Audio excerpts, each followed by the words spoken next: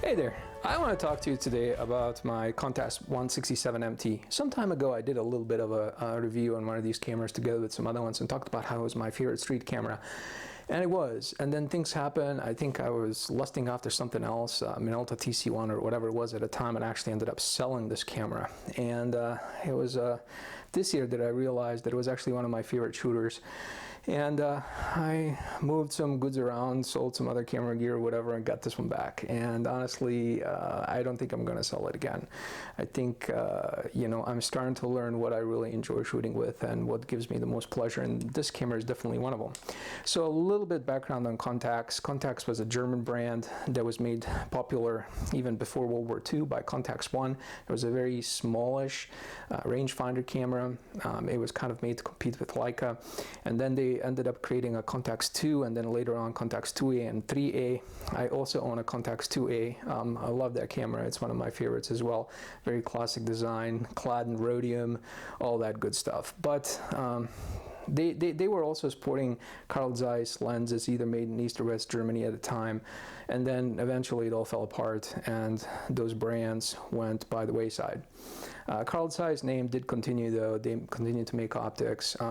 Anyway, rewind to 1970s, the name Contax was revived, and a Japanese company called Kyocera started manufacturing it. And honestly, I don't remember if they actually bought the brand or if someone in Germany owned the brand and asked Kyocera to start making cameras for them.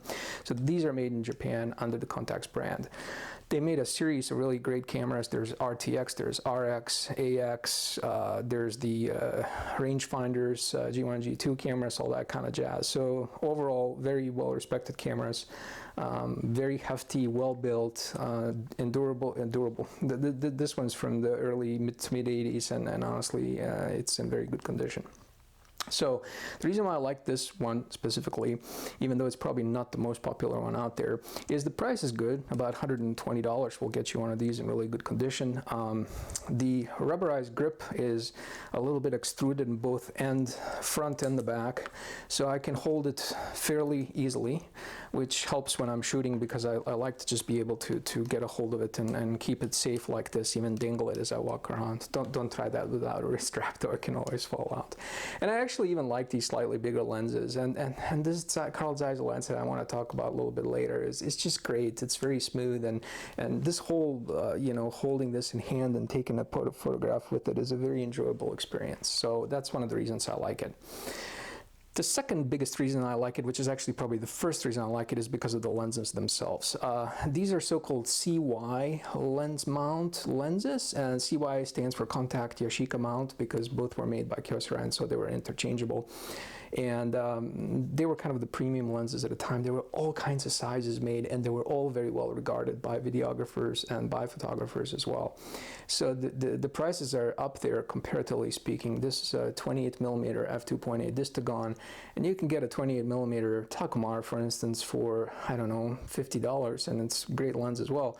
These will still run around 300 mark, so definitely a little bit more expensive, but the T-star coatings on these lenses are excellent, and they create this marvelous micro contrast that I think is very comparable to what you would get out of Leica glass. So once you shoot with it and once you process it and look at it, I think you'll understand fairly quickly what I'm talking about, and they quickly will probably become a prized possession. Anyway, the other reason, or another thing to say about these lenses is they were in essence two different versions. An earlier version was so-called AEJ version, and then MMJ that came out later. And the MM lenses, you can tell them by the green colored number for the smallest f-stop. They were made to partner up with the cameras that had program modes, so you were able to then go through various modes beyond just aperture priority and shutter priority and so on.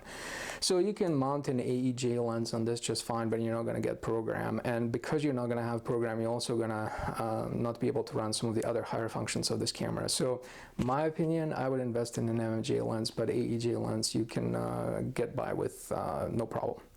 The only other difference between those lenses that I know is that the AEJ lens has a strange ninja star, as they call it, bokeh that's created somewhere in between f2, f2.8 on a planar lens that's 1.7 or 1.4, and with MMG they corrected that so you don't get that type of bokeh. I don't know if that's important to you or not, if you like it or not, but that's the kind of stuff that you might be interested in.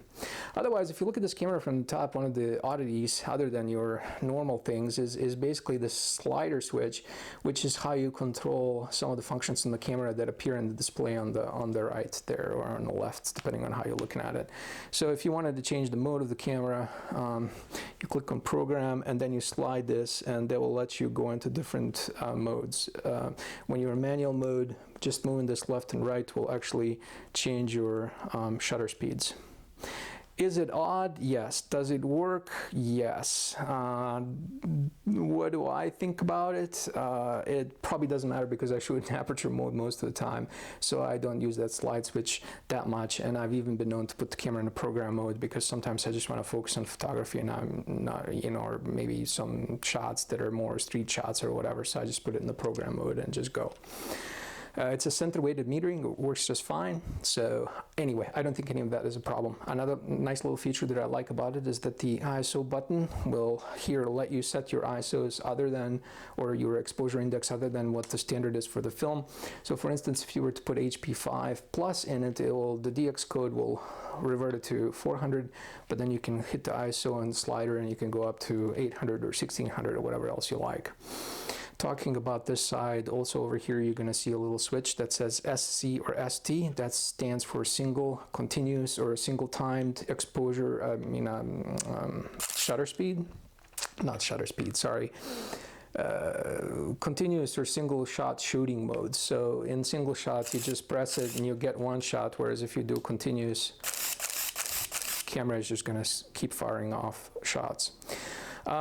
You also, if you have a MMJ lens and if you can put it in the program mode, you're also going to get the capability of doing bracketing, and I believe this is the first camera that might have offered bracketing. So plus minus 1 stop, 1.5 stop, sorry. I've tried it a couple times, works just fine. I think if you're shooting slide film, sometimes bracketing can come in handy, especially if you're dealing with challenging scenes that have a lot of differential in between highs and lows, because slide film is infamous for not being able to capture both of those well. If you even, for instance, want to try to combine two shots in Photoshop, you're going to benefit of film and something more modern like HDR. You can even try to mess around with that.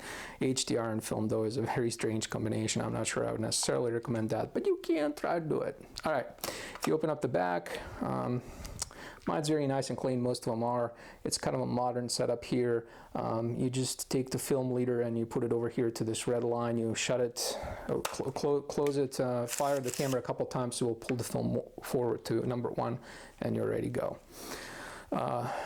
It takes AAA batteries that go underneath this plate. I'm not going to take it off now, but anyway, it does add a little bit of weight, but I do like a little bit more batteries in there because they probably last longer depending on what kind of a battery you put in and whatnot. Of course, it will not work without batteries. So just like a lot of these electronic cameras, and including the DSLRs of today, it's not going to work without a battery. So that's one of the trade-offs. Honestly, all in all, well, the last thing I want to say, viewfinder is nice and clear. I think it has like 89%, 88% view, so you get a little bit more than what you can see through it. And up at the top, you're also going to see an LCD display that's going to read off your aperture, shutter speed, and whatever else, and it will light up with kind of a little orangish color in the dark, so that works very well for me also. Honestly though, it's not so much about the body here, it's about these lenses. So if you want to check out some other Contax bodies like an RX or Aria, you can try that instead, or get yourself more than one. Anyway, I think these guys are on the addictive side once you get going with this whole Contax Carl Zeiss setup. Alright, so that's all I was going to mention around this camera. I hope you enjoyed it, and let me know if you have any questions.